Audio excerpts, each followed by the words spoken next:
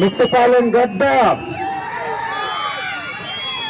వైఎస్ఆర్సీపీ అడ్డ అని ఈ మిట్ట మధ్యాహ్నం మీరందరూ ఇక్కడికి వచ్చిన మీ అందరికీ శిరస్సు వంచి నమస్కారం తెలియజేస్తున్నాను. కేవలం 3 రోజులు మాత్రమే ఎలక్షన్స్ ఉన్నాయి కాబట్టి సమయం తక్కువ ఉండడం వల్ల మన లోపల వరకు అన్ని గ్రామాల్లో మన గ్రామాలకు రాలేకపోతున్నాం. దయచేసి పెద్ద మనసు చేసుకొని క్షమించాలి. గ్రామాల్లోకి మళ్ళీ గెలిచిన తర్వాత మన చర్చి దగ్గరకు వచ్చి మనందరం సంబరం చేసుకునే విధంగా ఈ మిట్టపాలెం గద్దెకి వస్తానని మీకు మాటిస్తూ ఖచ్చితంగా మన కుటుంబాలన్నీ కలిసి మన చర్చి దగ్గర మీటింగ్ ఏర్పాటు చేసుకునేటటువంటి అవకాశం ఆ దేవుడు మనకు ఇవ్వాలని ఆశిస్తూ,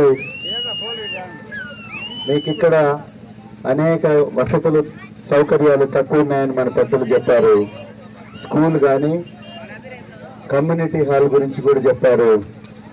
ఇన్ని సంవత్సరాలు పరిపాలించిన ఇవి మనకి లేవు అంటే అంతకు ముందు వాళ్ళు ఎలా దగా చేశారో ఒక్కసారి ఆలోచించండి. ఈరోజు మనం వచ్చిన తర్వాత ఇప్పుడు మన మేనిఫెస్టో ఏందో తెలుసా? మొన్నన్నటువంటి మేనిఫెస్టో ఎలా ఉందమ్మా? ఎన్ని పథకాలు వచ్చాయి మనకి?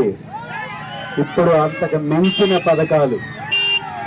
చంద్రబాబు నాయుడు తన సొంత మనుషులతోటి కేసులు వేపించి ఇప్పుడు 5 పథకాలు రాకుండా చేశాడు. అవునా? ఇప్పుడు 5 పథకాలు రావట్లేదు. ఖచ్చితంగా ఈ 15 రోజులు ఆగండి, మళ్ళీ జగనన్న ముఖ్యమంత్రి అవుతాడు. మళ్ళీ పథకాలు మన ఇంటికి పరుగులు తీస్తూ వస్తాయి. ఇవాళ మనం ఎదురు చూస్తున్నాం, రేపు పథకం ఎదురు చూస్తుంది మన కోసం.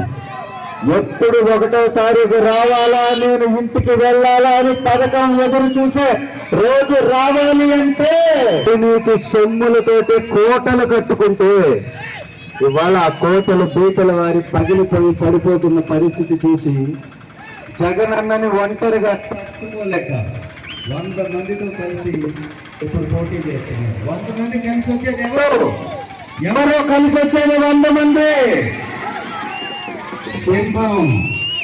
జగన్